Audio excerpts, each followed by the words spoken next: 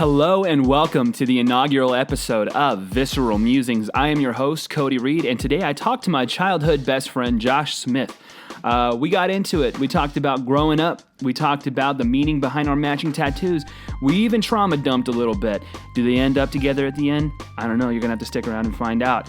The topic of today's episode ended up being, oddly enough, about religion, but not religion from a Bible thumper's perspective, rather from an envious and reluctant skeptic's perspective.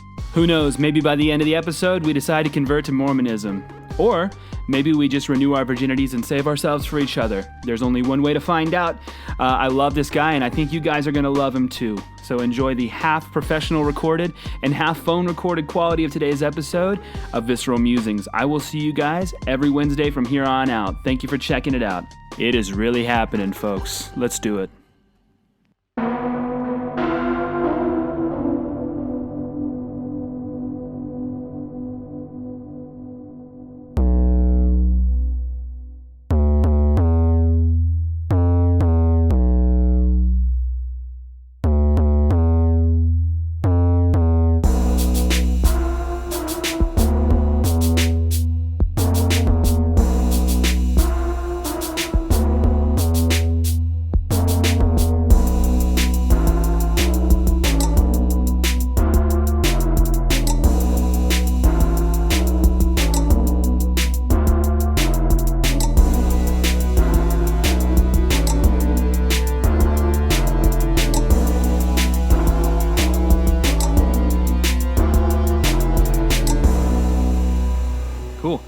Well, today I'm talking to my buddy Josh. He's my childhood friend. So my first question for you, Josh, is who are you and what do you do?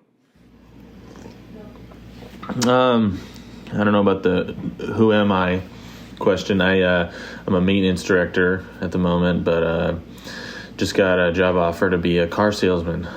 So I used to do that. Yeah? Yes. Yeah, I was fucking terrible at it, actually. Yeah, I'm kind of waiting to see if I'm going to be bad at it or not, but you can make quite a bit of money, so... So you just graduated college? Yeah, I just got my dual master's degree in December. I graduated with my undergrad in 2020, like right when COVID hit. I think like they called school out for my finals, so we all just ended up passing anyway. And then in 2021, I decided to go get my master's degree in business administration, and they had basically you could finish in a year and a half and get 2 master's degrees. So I was like, why not? So it's in accounting and business administration. Really super boring shit, but I mean, supposedly it was going to help me get a job, and now I'm applying as a car salesman. So when I used to sell cars, they used to have us do this thing every single day. They called it watching your Andes. And so basically what we would do is we would sit and listen to this guy. His name's Andy Elliott. He's a car salesman. And he's from Texas, but he's in Arizona now. And so what he does is he has you, he gives you like all the tricks and like all the tools of the trade that help you become the best car salesman that you could possibly be. And so we had to watch 2 of his videos a day. And part of the reason why I quit doing car sales is because I watched a video with him where the topic was probing for cash down. And he was like, so there's you, and then there's your wife. Let's just say like you're trying to get a car, and you've got like your kids with you. So I'm like, there's you, there's your wife. Who other than you and the mother of your children loves your kids more than you? And then so that leaves you in this predicament where they're like, well, say it's your mom. So your mom loves your kids the third most out of you and your wife or your girlfriend or whatever the fuck. And then you'd be like, she wants those pretty babies that you have. She wants them to be safe, right? And so if you put more cash down, the more cash you put down is going to significantly decrease your monthly payment. It's going to make sure that you and you're keeping your kids safe. Like just shit like that, like really scummy shit that I had to, that's why I had to get out of it. Yeah. I was like, this ain't punk rock, dog. I gotta get the fuck out of here. So that's why I ended up leaving. But I wasn't like terrible at it. I did okay. I might have had some help, but still. Nice.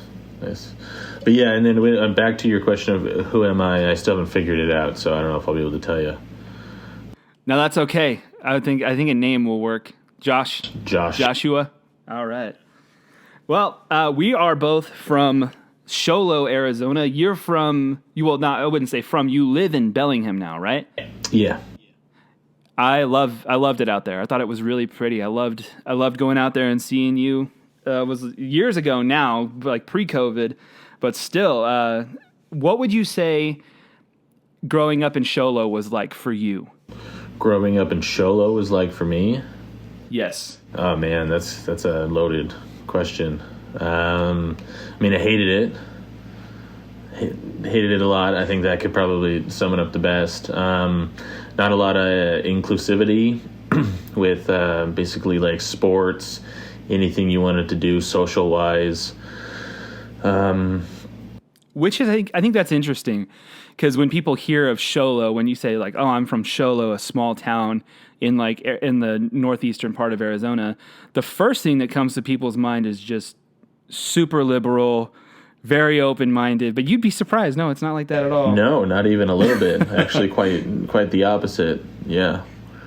Yeah, I mean, I think my experience there, I mean, because I wasn't born there, but I mean, all of my childhood, the little bits that I do remember were in Sholo. So, I mean, it's kind of where I was getting like my grounding, becoming self-aware was in Sholo.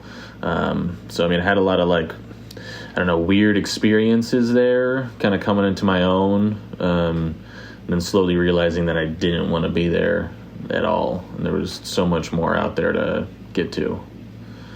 Yeah, I'm glad it was a quick realization for me that I didn't want to be there. And then I fucking stayed there well into my 20s. So, at least you got the hell out of there. Yeah. Yeah, it wasn't my choice at the time. I don't know why my parents decided to. They just randomly uprooted. I'm sure there's some kind of weird thing where like my dad was trying to run from like a DUI or something like that, and like they thought moving states would help. Just blend in with all the city folk, or I guess the small town folk, and that's how he'll get by. Your dad was a plumber, right? Yeah. I mean, at various times he held the status of being a plumber. I don't remember him holding down a job for super long, but yeah, that's what he was. I think from pretty early on, he just did like plumbing work on the side, and then he had a couple opportunities to get certified. I don't think he ever did though. Which that's cool, because when I was growing up, my dad was just an alcoholic. He was, and it's sometimes a prisoner. So I don't know. I didn't really see him a whole lot. But I did see your dad quite a few times. What did your mom do when you were growing up? Oh, she did a few different things. She, as far back as I can remember, she was a ultrasound. No, she wasn't. She was like she took like X-rays at like a dentist's office or something like that, which she was really into. And then she got cancer, and I think she was trying to sue her employer for getting cancer, but I guess that didn't end up working out for her. Did she think that it was from the X-ray tech? Yeah. She I think she was under the impression that she wasn't given the right equipment or something like that. I'm not sure. But after that, she worked at Walmart. She got hurt there or something. And then she was a nail tech, I think. And that's what she currently does now. Is she's a nail tech in Newport, Washington. I'm glad that she got better from the cancer, because that's pretty heavy to go from. Yeah, it was. She had to do some like radiation stuff, but I mean, I don't know. When I was like, I don't know, 16 and like under, I was just kind of like floating around, like not really like registering anything that was like happening. So I wasn't even really like scared or anything like that. Not that I didn't, like have any deep feelings at any point, but I was just more like observing my own life at that point. So didn't really like have any kind of like resounding like effect on me having my mom go through that. But yeah, she ended up coming out on the other side pretty good. I think it was thyroid cancer, I want to say. But she's doing good now. I don't think she has too many health problems at the moment. I didn't see your mom very often when we were growing up. I usually saw like you and your sisters because, I mean, for one, we went to school together, but I do remember a very, very specific time that I did see your mom at school, and it was because, and like you're going to have to fill in some of the blanks on this one because I don't all the way remember it, but we were in class one time when we were in 6th grade, which is, I believe that's where we actually met each other, was, like we went to school with each other, but we weren't like friends until we were in 6th grade. Yeah. And we were all in the same class. It was me, you, and a couple of other kids. Yeah, I remember 6th grade. Oh, yeah. And there was a specific instance where our teacher, who I'm not going to say her name, but she was a fucking bitch. She, I remember this. Her as the dragon. The dragon? Yeah. So the dragon was, we were kids. Like, you don't think about it, like, because at the time it didn't necessarily seem that way, but we were 11 and 12-year-old kids. So what we would do is we had silent reading. Yeah. So during the silent reading, we would break crayons I remember that. And throw them across the room at each other. So, and I remember she goes up to the front of the class and she liked to cuss. She would do it for like dramatic effect. And so she starts scolding all of us, these like 11 and 12-year-old kids, which is, to think now, like I'm going to be 27 coming up here pretty quick. She was older than I am now. She was in her 40s. To be a grown woman at the front of the classroom screaming and cussing at like 11-year-old kids, like if I did that now, that's fucked up. Yeah. So she goes up to the front of the class and she starts saying, if you're going to throw my shit, then I'm going to throw my shit. And verbatim, that's what she said. But she didn't throw a crayon. No, she threw a stapler. She picked up a stapler. And then what happened? You remember? You should know exactly what happened. I think I still have a scar on my back from it. I swear to God, right where she hit me, she hit me like lower back. It hit my back, and then it bounced off the chair, and then hit me again. And man, I just busted out in tears because I wasn't that was the last thing I thought was going to happen, was that I would get a stapler launched at me in the middle of class. I don't even think I was paying attention to her. No, I don't think so. Zoning off. I was like, you're not going to get anywhere with this like conversation with us. And then just like boom, stapler in the back, bro. It was rough. I remember seeing her, and then I remember thinking, she's not going to throw that fucking stapler. And then she threw the stapler, and then I was like, she proved you wrong. Yeah. Then it hit your chair and like bounced into your back, and I was like, I wonder if that hurt. And then you started crying, and I was like, oh shit.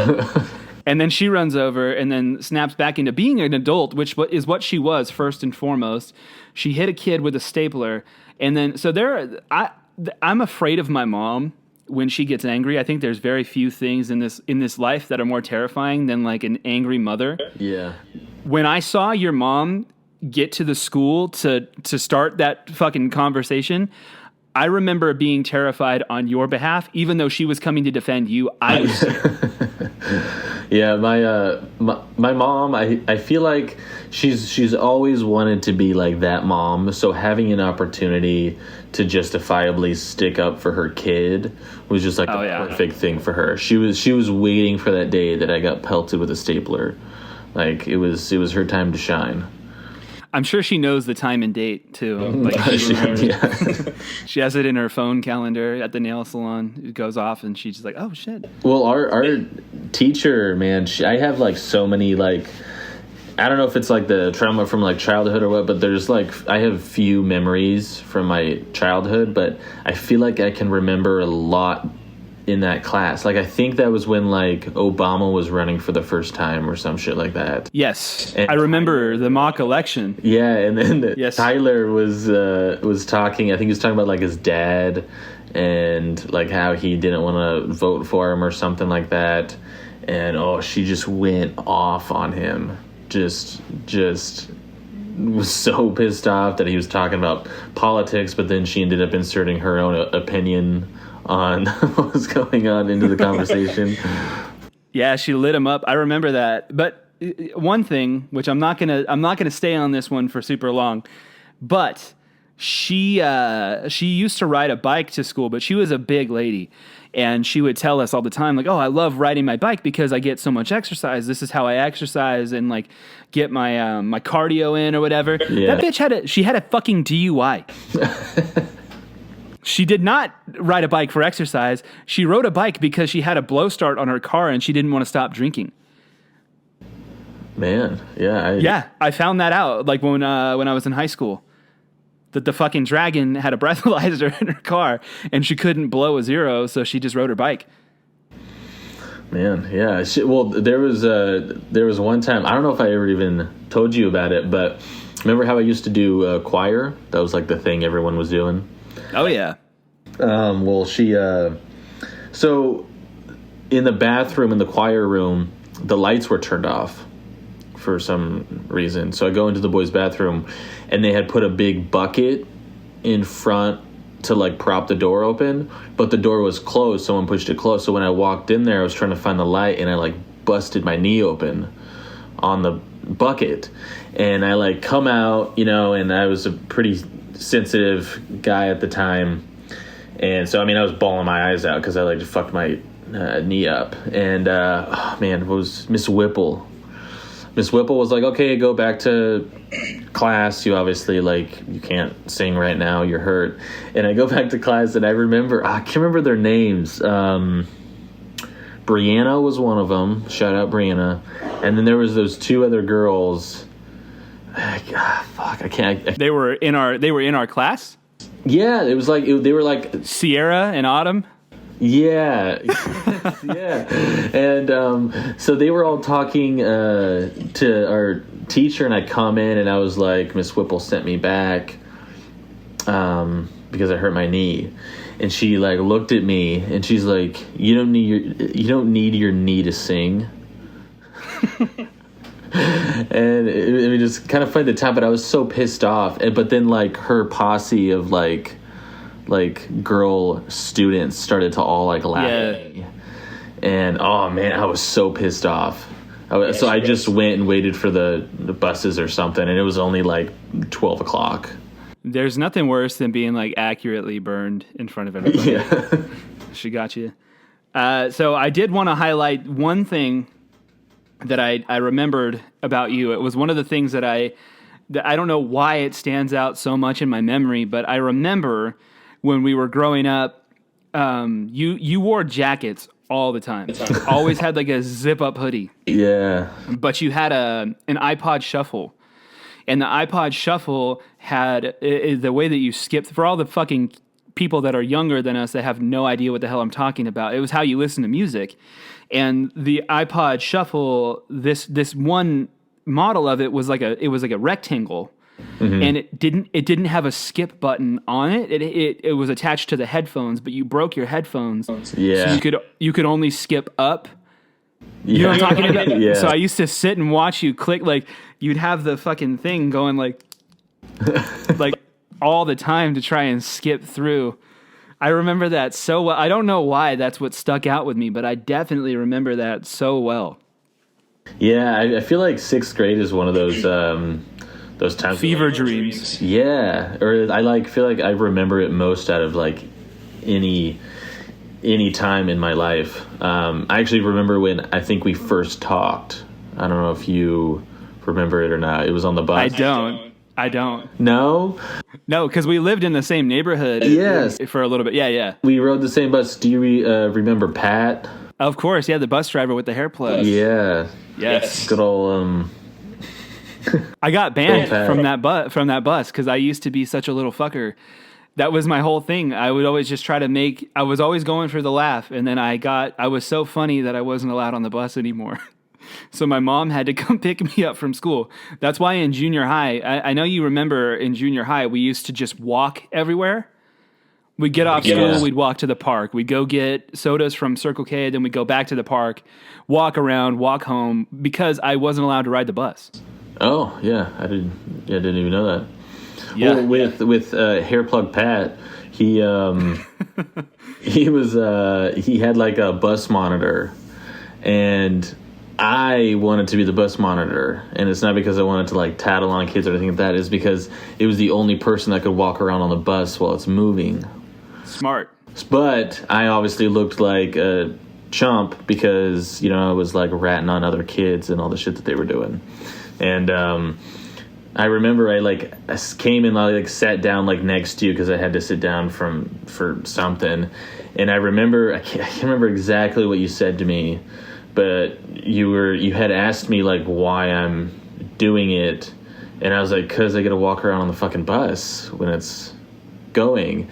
And you were like, I was sitting here thinking you were this like punk ass like tattletale kid, and he's like, and you're like, you just wanted to walk around on the bus while it was going this whole time. And I think that's where you thought that I was kind of cool, and then it like slowly developed into like we would talk every now and again and hang out, and then we were hanging out on the weekends, and Night Owl Night Fury came from that. Right. Yeah. Just took off. Yeah. That was where the bond started.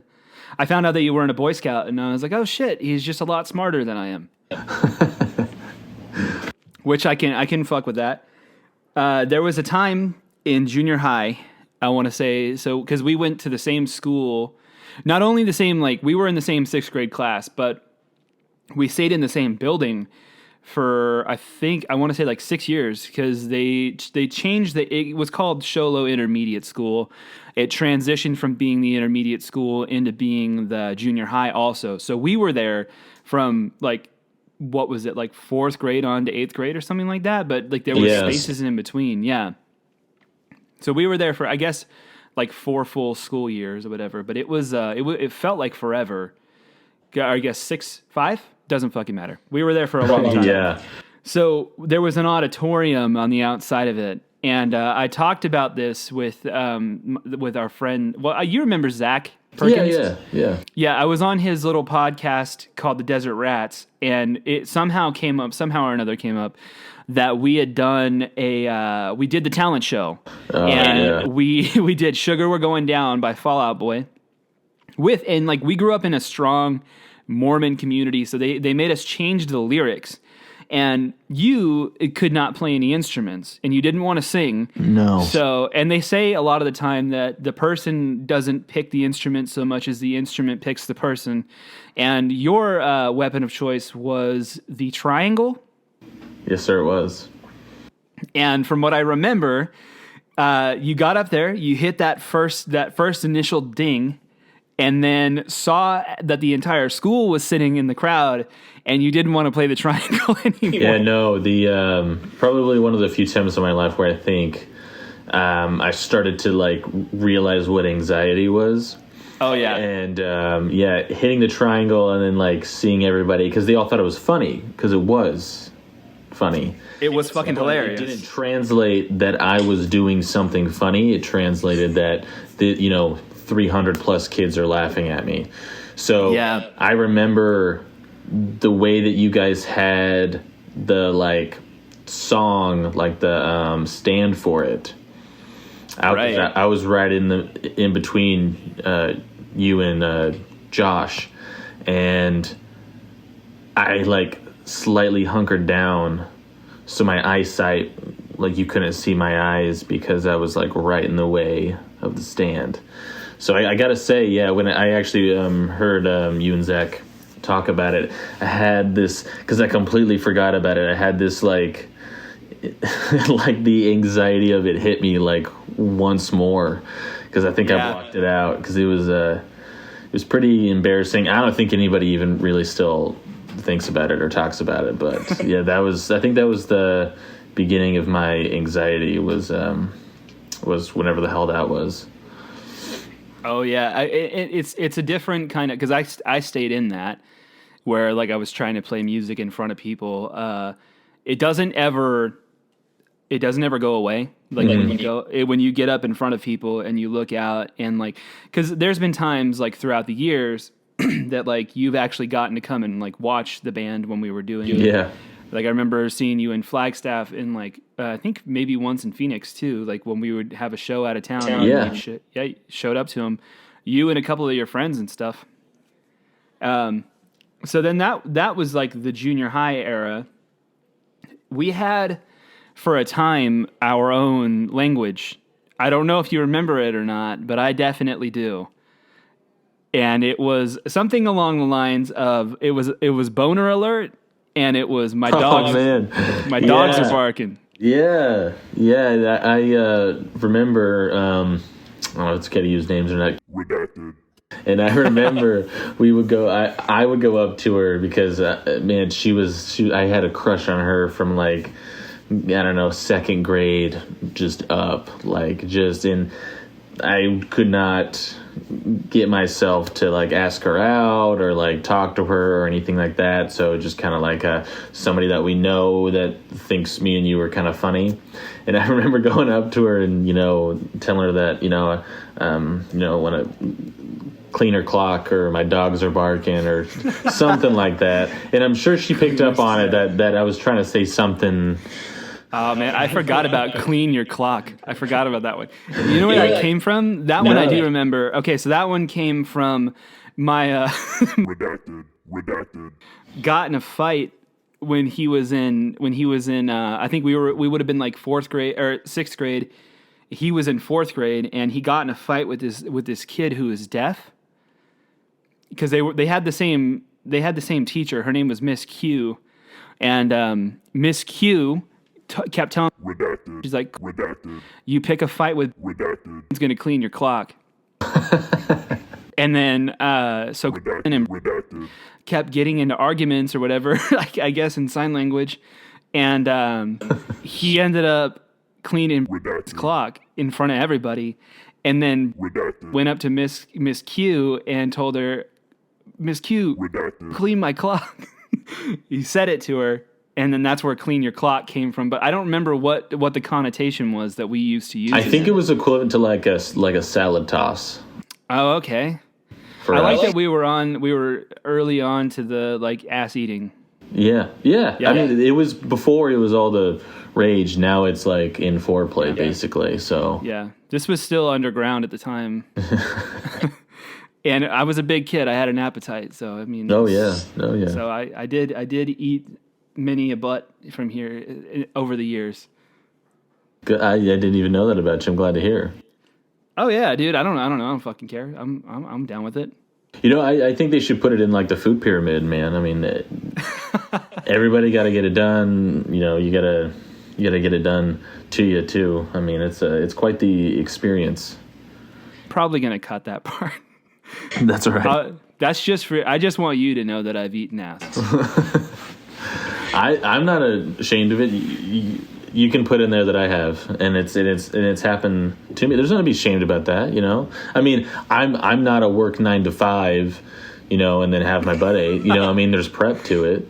Right. I mean, I don't know who just goes in there after a long day. Mm-hmm. I mean, it's a little bit of a hot zone after a while. So you don't want to go in too hot.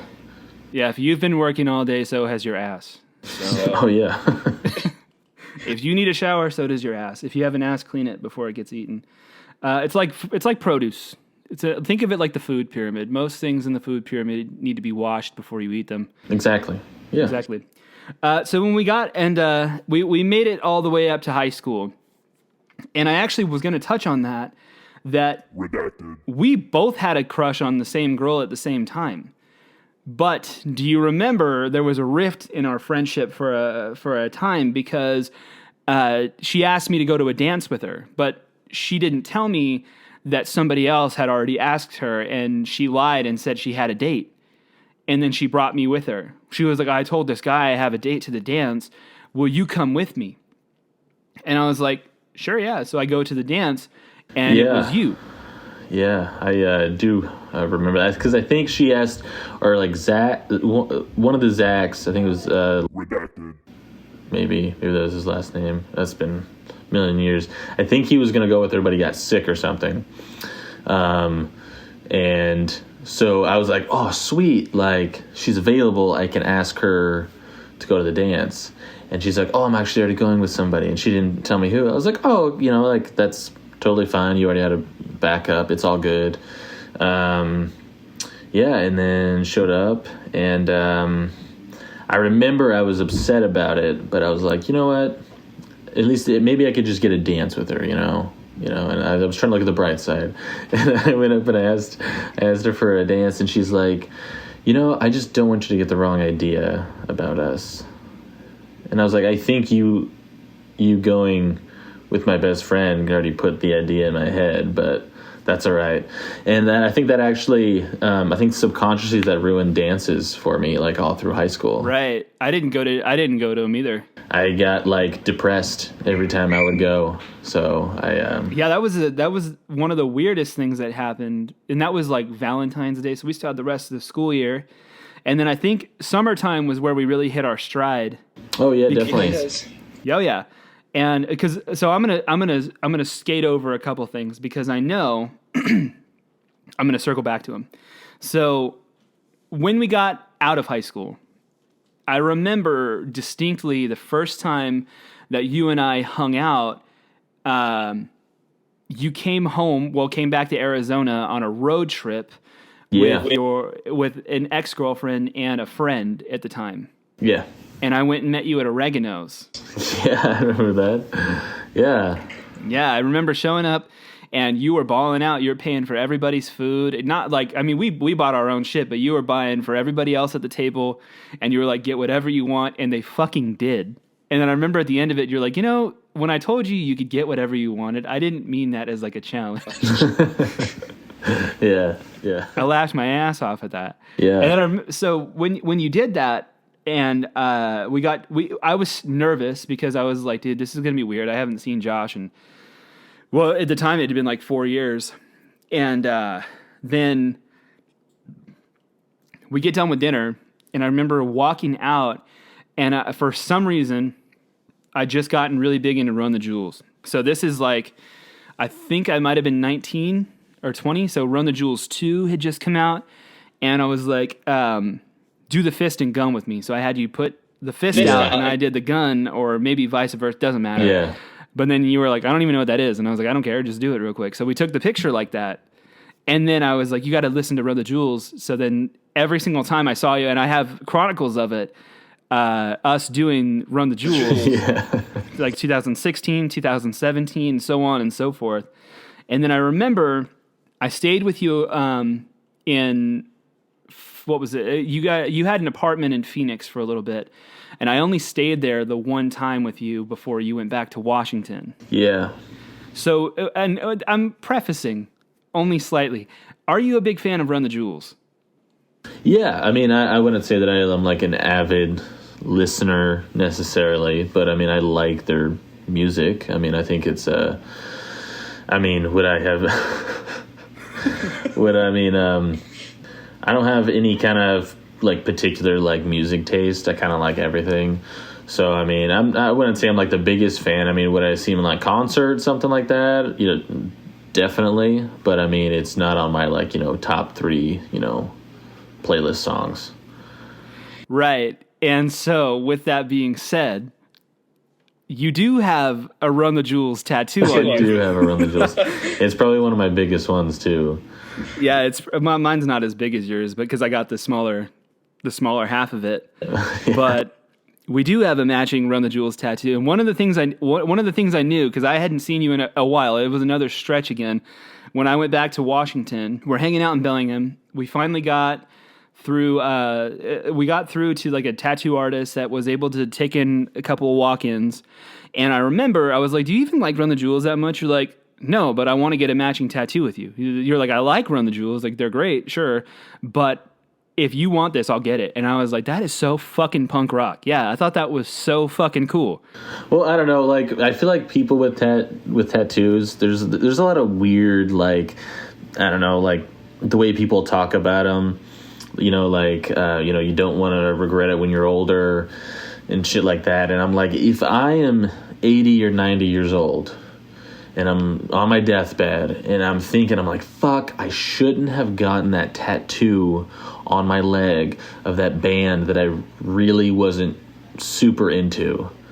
I had a pretty good fucking life. If that's on the top, where that's the thing I'm most like stressed out about is the tattoos that I got on my body. I had a good fucking life with not very many regrets in it.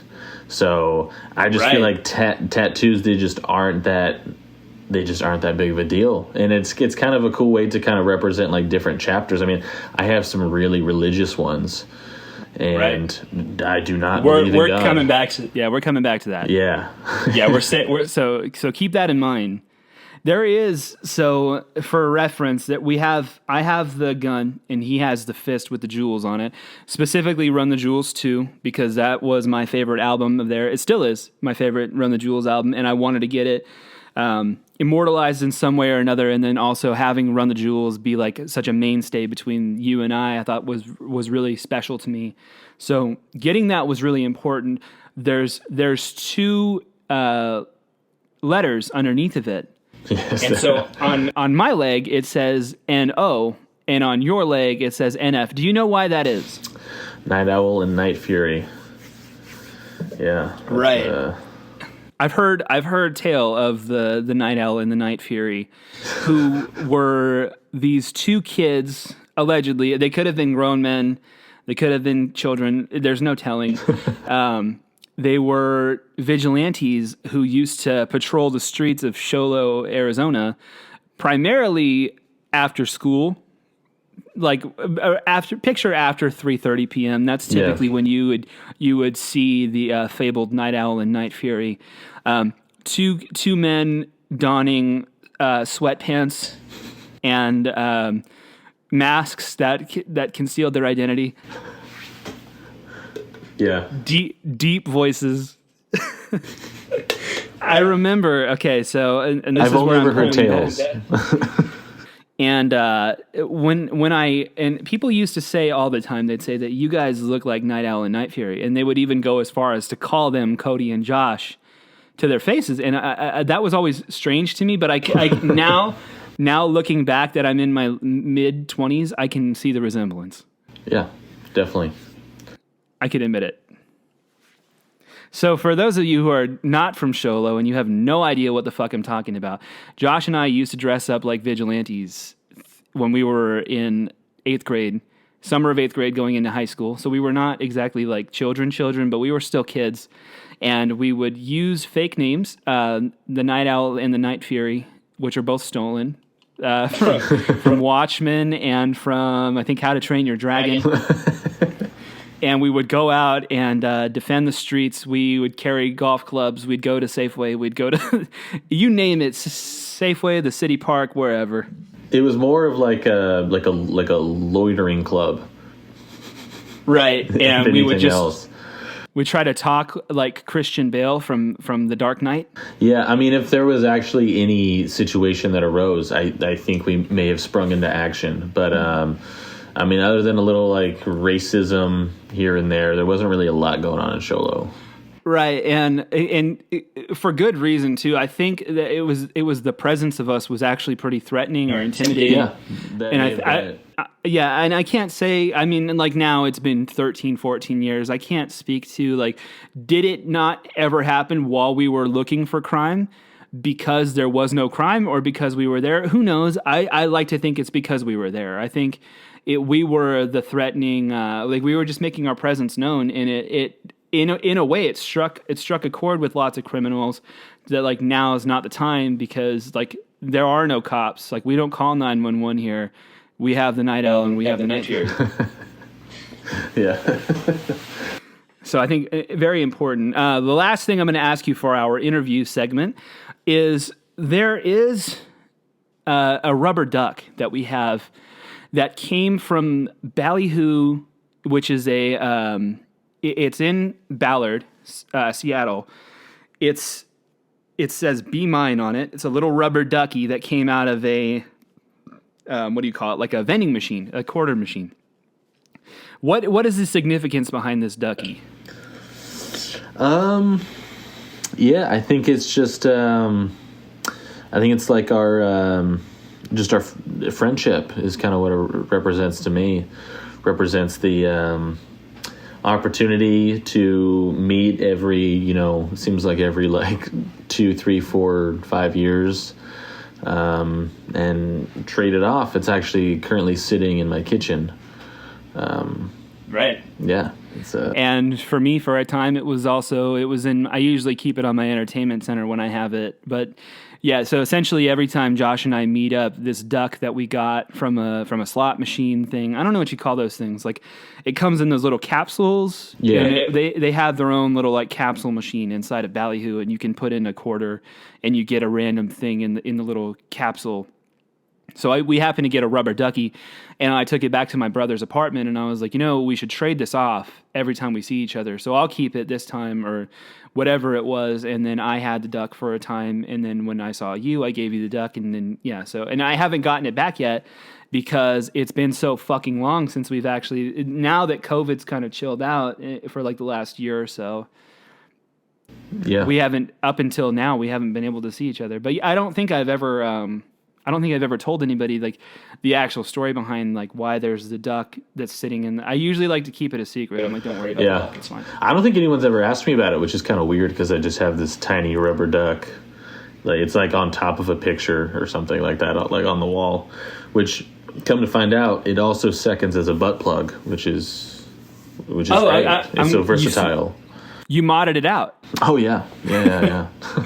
I fuck with that. Maybe that'll be our next time that I'm in Seattle or Washington, whatever. That'll be our next thing. Maybe we'll get a tattoo of the rubber ducky. Yeah, but it should be in the form of a butt plug.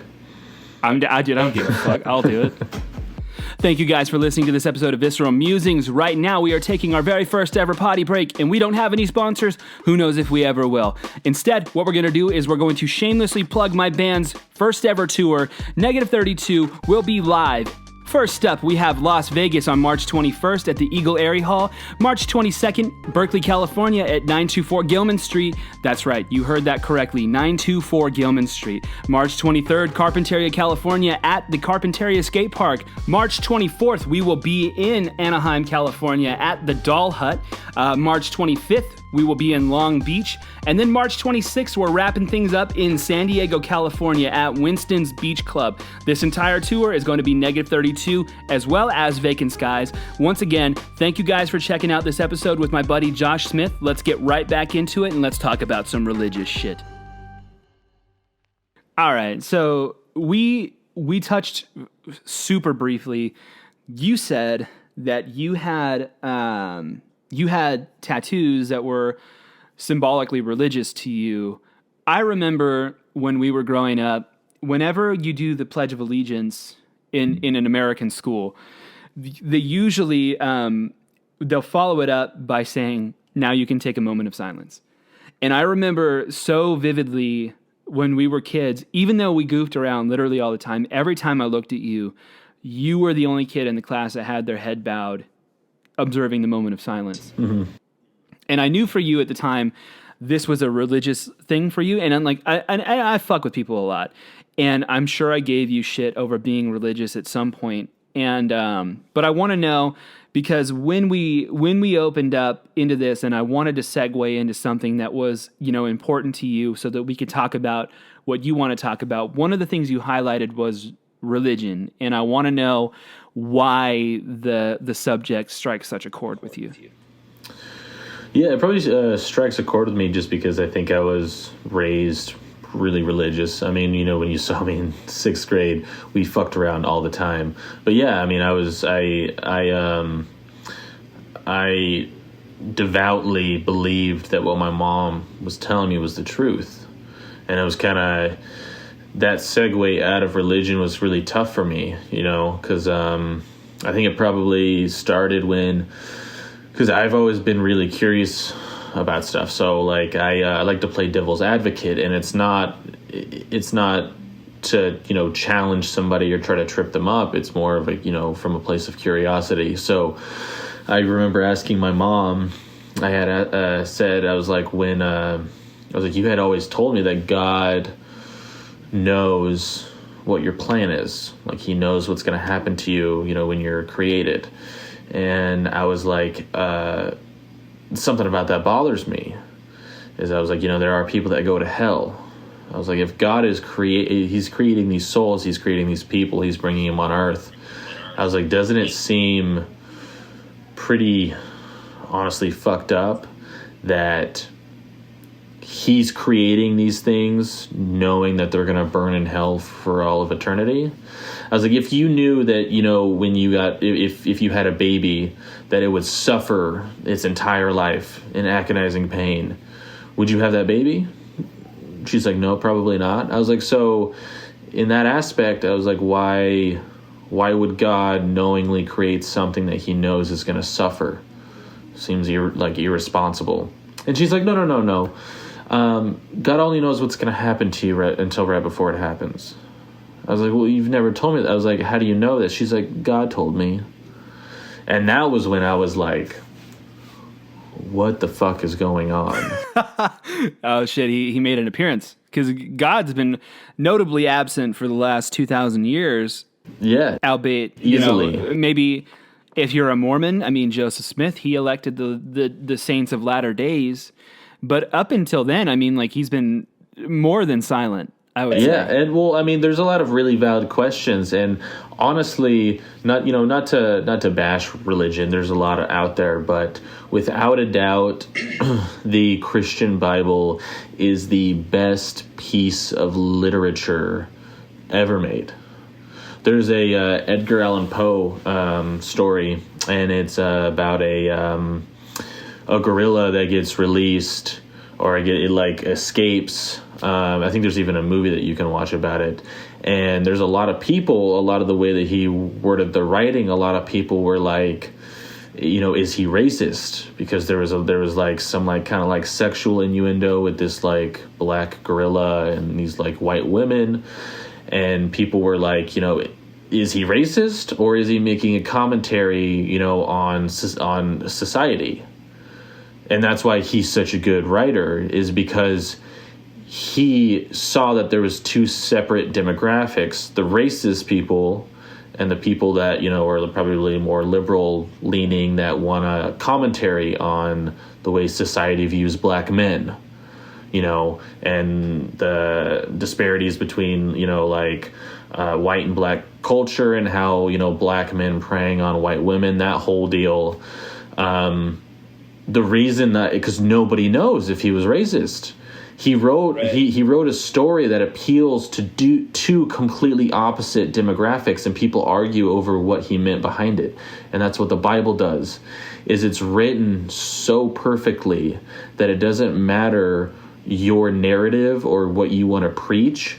You can find a passage in the Bible to use as a tool to progress your own narrative of what you currently believe, Right. And with saying that as well, so my house is full of religious shit.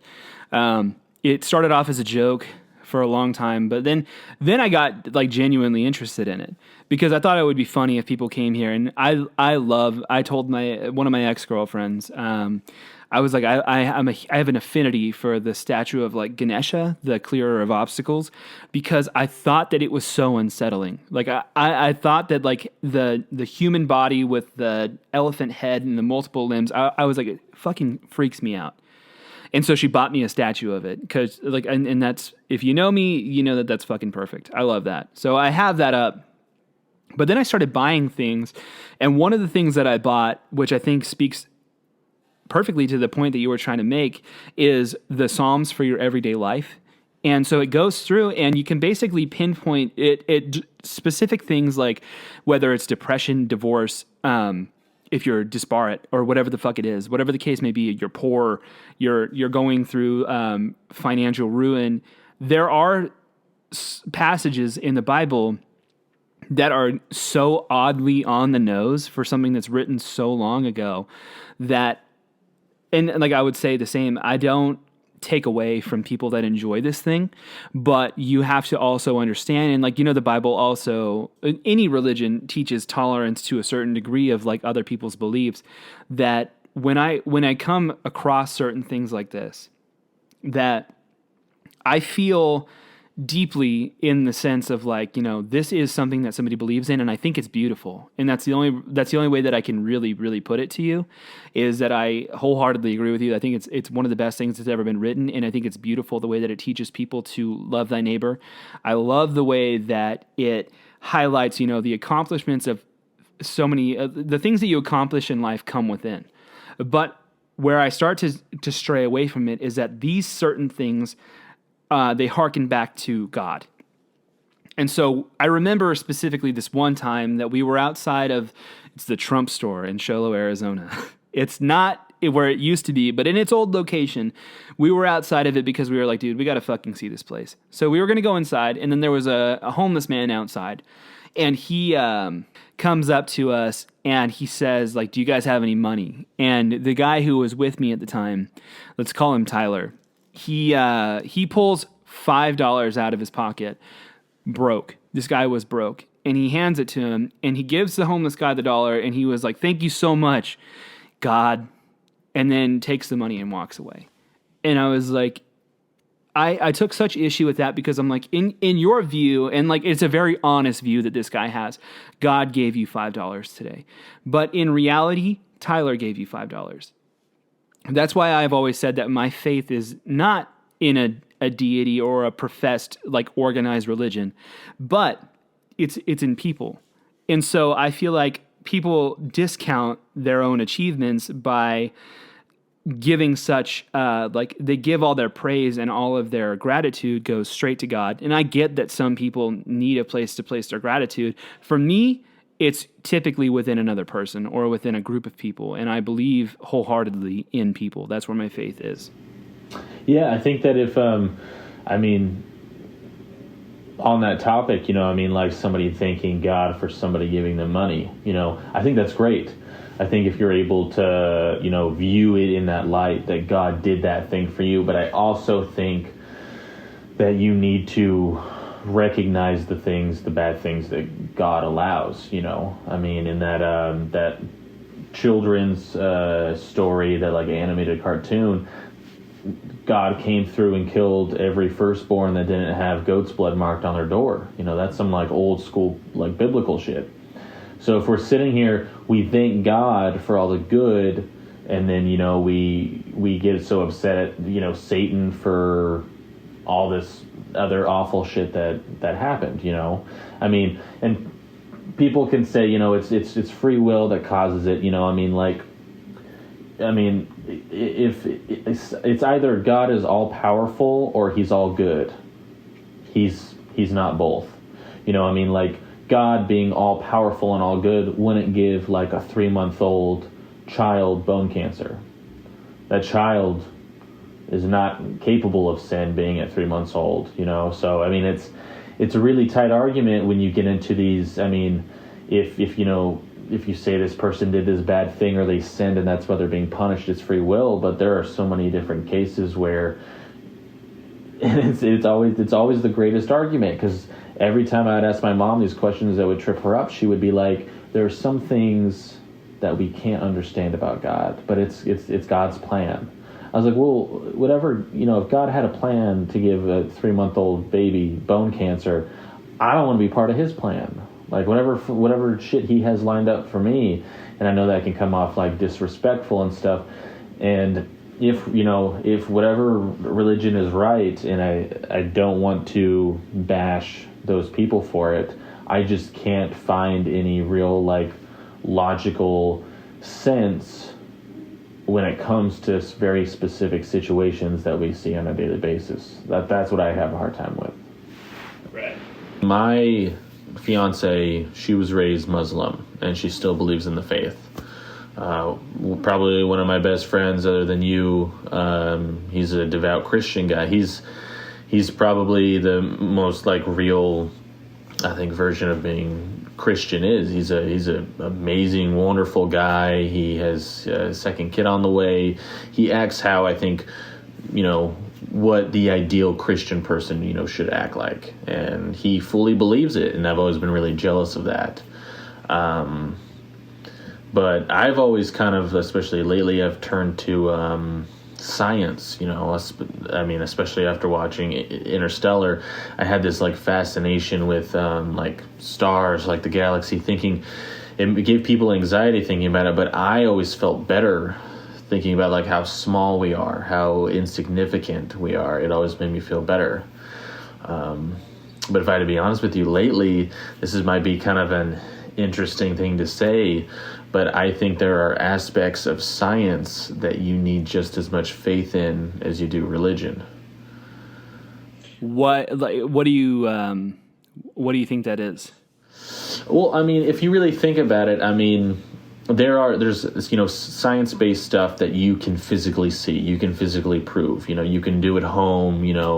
Adding different chemicals together, different mixtures. Seeing how the sun affects a plant. There's things that you can witness easily, but when it comes to theoretical physics or anything, astronomy, outside of our reach of what we know.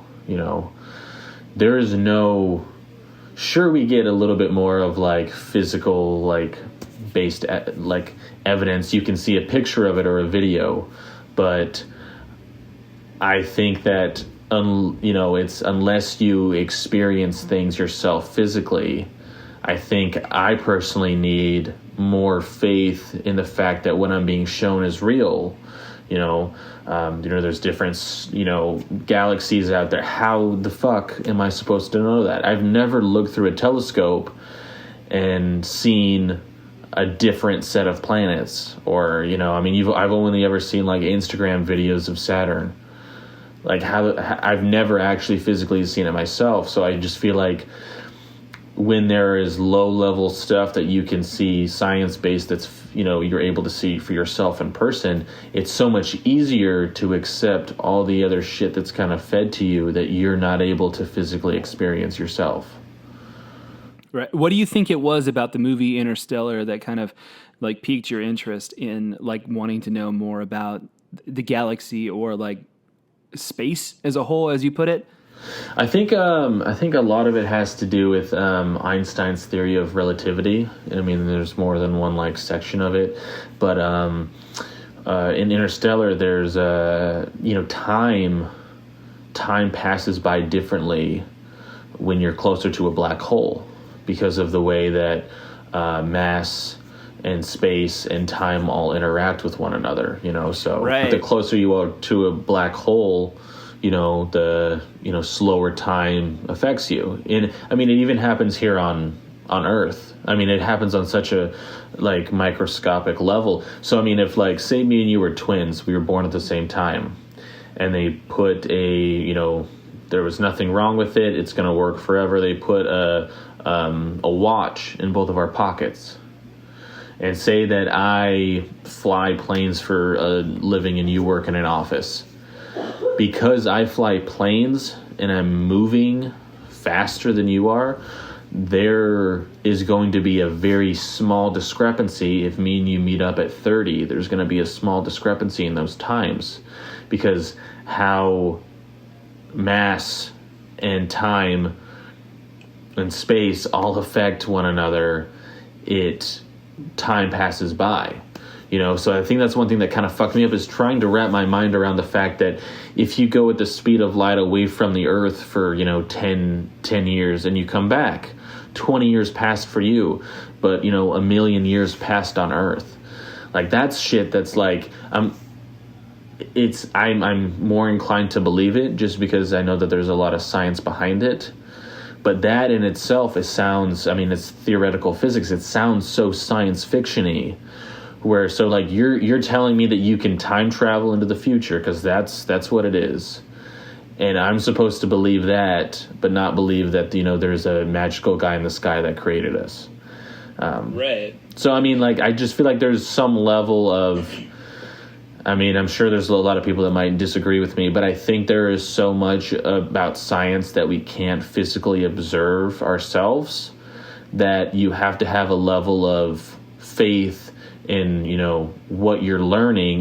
Even Einstein's theory of relativity, I don't know the whole equation. I don't know how he came up with it, and until you can fully understand something, there's that blind faith that you have to have around if it's true. And that's why it's a theory. So like a theory is widely regarded as fact in a scientific community, but like the theory of evolution, the reason why evolution is a theory is because you can't observe it. It's something that happens slowly over a long period of time to a group of people. Like individuals don't evolve, populations do. So it makes it a lot more difficult to observe it, and that's why it's a theory rather than like, the law of evolution is because you can't observe it. And I think a big part of it though is how people talk about it. It's more about the rhetoric around stuff that's supposed to be theory based. I actually had this. It's just kind of a stupid idea. I have a kind of like a hyperactive mind when it comes to like just like overthinking everything, and I had this idea that maybe like everything's a theory. Because I mean, even in science, when they come to conclusions, there has been times where there is other evidence that eventually comes up that disputes it. Yeah. And so, I mean, if you really think about it, I feel like everything is in a state, like it's in almost like a waiting state for there to be something to disprove it. Or like certainty. Yeah. Nothing is certain. Okay. Yeah. So what it would fall under is almost everything is theory based. Everything is factual until proven otherwise. Everything would technically be theory based until you're waiting for something else to prove it wrong or to be the outside marker for it being true or not. It's hard to say that anything is absolute. I get what you're saying with that. One other thing that I wanted to like really, really hit on that I know in like, it's not to shit on like a group of people that some people call a cult, but you and I grew up in predominantly a Mormon community. And so I think a lot of people that grow up in a Mormon community, that like they know what they know about it, but I think they don't see it the same way because like a lot of our friends grew up in a Mormon community, but were like Mormon adjacent. Like they themselves did not practice the faith, but they had other people that were like very well vested in the church that were in their family. And so without even realizing it, they did enjoy some sort of like favoritism or like they got privilege going forward because of that. So what I really, really wanted to know was we grew up in a place that like you experienced religious discrimination, whether or not you knew it in the moment. You definitely did at some point in time because I knew you were a good fucking basketball player and you never got to be you never got to be a starter. You never got to be on the team because you weren't a fucking Mormon. And I knew that growing up. I never played sports because I was not a Mormon. And I knew that like other kids that were, that fit the criteria a little bit better than me, they were going to get special treatment and that I was never going to get. And so what I wanted to know, like, because I knew you wanted to pivot into, like, you didn't necessarily say it, but I knew that we were going to pivot into religion as soon as you told me. What do you think your takeaway is, like, going into adulthood, experiencing the childhood that we did from the place that we grew up in, with religious favoritism, with there being a religious bias, how did that guide you into adulthood with your faith? That's a really good question. I think there's been various stages, I mean, going into adulthood, right out of like high school. I think it's definitely progressed in a different way than I think the standpoint that I have now. At first, my first philosophy class, like any other kid, you start to, question, and that's one thing that I feel like my religion, not anyone else's, taught me was that questioning, your faith is like, you go down that road. So there's always this like hint of like, what if even though it feels comfortable to question things and that's how it should be, what if I'm doing what I'm not supposed to be doing? What if, my religion that I was taught was right and I'm falling down that sinful path of questioning it? That's why religion's so great, is because it sets you up to be doubtful.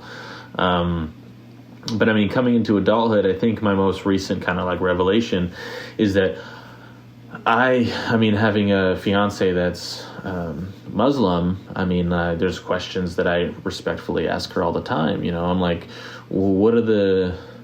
there's been millions of people that have believed a different religion than you. There's been millions of them over the course of thousands of years. I'm like, that, mathematically the chances that you were born into a family that happened to get it right, religion, is kind of astronomical. You're telling me that the religion that you were raised with happens to be right?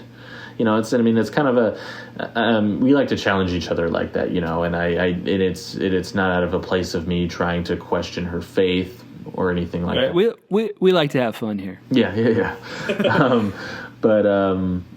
her older brother, her dad, my fiance had a very difficult upbringing. She was adopted, very religious extremist family, and her older brother, he was older when they were around their biological father, and he was very extremist.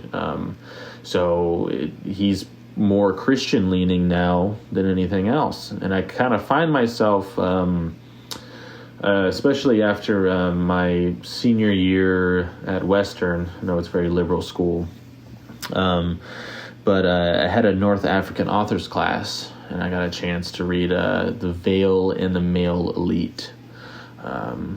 Amazing book.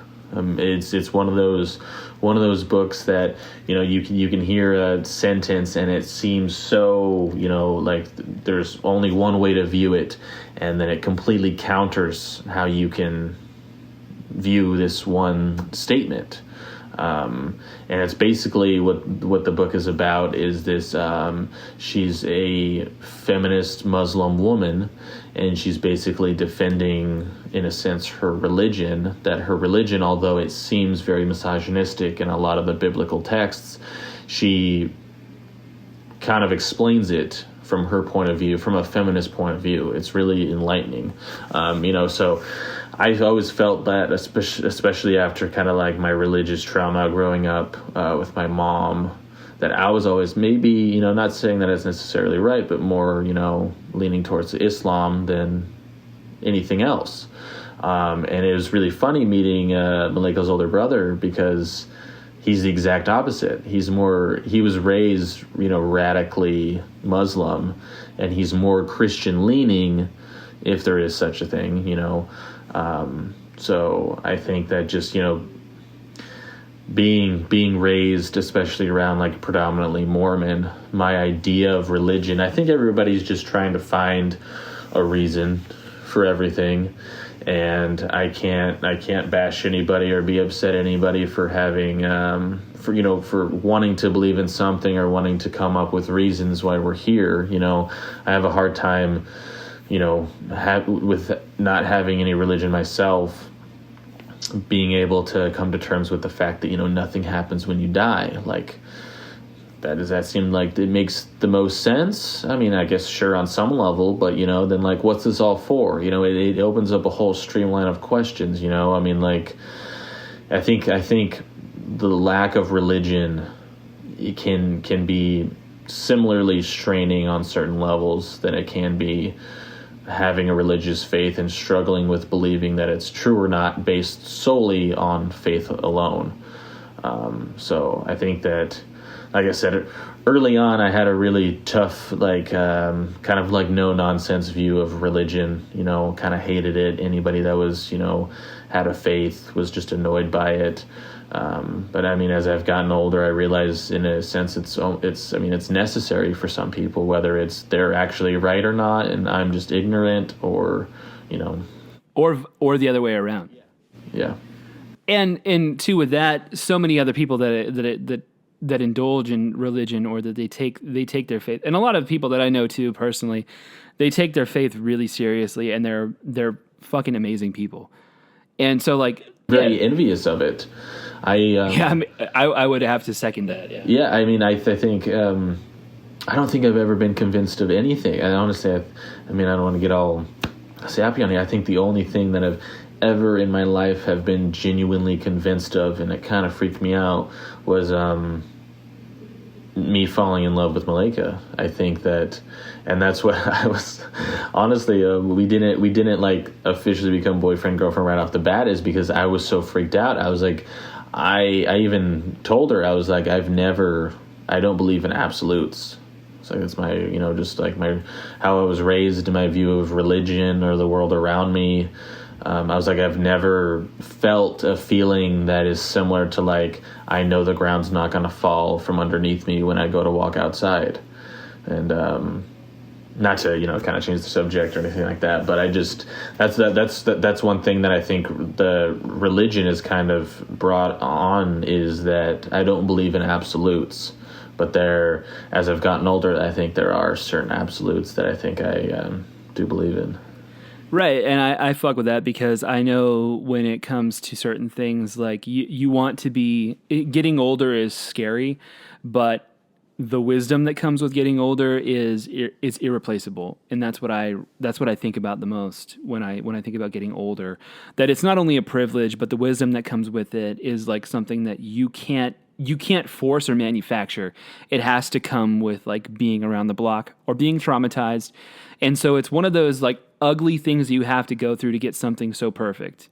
Yeah. And so, I mean, I thought you were going to say me personally. I thought maybe I was hoping it was me, but she can I'll take a back seat on this one. But I thought it was great talking to you. I think we've probably reached about like our time on here, unless there's something else you want to harp on right now. No, I mean, I think there's a lot of topics that I could probably, I think I took up most of the time just in my responses to you. No, but it's my show, your episode. It's all you, dude. And there's going to be lots of other times that we talk about lots of other shit. I promise. Appreciate you having me on and letting me kind of rant. It kind of feels like a level of like therapy. I have all these like thoughts and stuff, so to be able to say it out loud to somebody is actually really nice. So thank you. I appreciate it because this is my first interview. This is my first episode for the show. And so having to have one of my best friends on here was like, that was a necessity. But the fact that we were able to like achieve the goal, like this is what I was going for, was I wanted you to ramble. I wanted you to get like invested in something that you actually give a fuck about. And so it was really important to me. And so I really appreciated getting to hear what you had to say about it. I'm just glad we could pop each other's cherries when it comes to podcasts. So, and in so many other places, we popped each other's cherries. My last thing that I want to touch on is I always ask the guests for a top 3. So whether that be music, movies, books, TV shows, whatever. What are your top 3, and why should we watch them? Okay, I got movies for you. All right, let's hear it. Okay, so obviously I talked about it earlier. Interstellar, probably one of the best movies ever made. I mean, you got Matthew McConaughey in it. I mean, the different concepts that they use in it, I think, is really thought-provoking. I think if anybody hasn't watched it, you definitely have to watch it. My other 2, probably want to be able to guess it. Lethal Weapon. What? Lethal Weapon. That's not what I was expecting. The first Lethal Weapon. I got me and my brother-in-law. We like fangirl over it. We get drunk off of whiskey and just laugh our asses off. It's less about it being like just super funny, but I think it's just a classic. It's just a classic film that, I mean, it was before what's the main actor in it? Damn it! What's his name? The dude, they made fun of him on Key and Peele. Racist ass Mel Gibson. That's what it is. Yeah, racist ass Mel Gibson's. So, Lethal Weapon. This was before everybody knew that he was racist. It was a great time in history before Mel Gibson, came out as racist. He really came out. He came out. And yeah, surprised all very of us. Brave of him. Yeah. Yeah. And then I think my third, and this isn't any specific order, so but my third is going to be Big Trouble in Little China. Fucking A, Kurt Russell.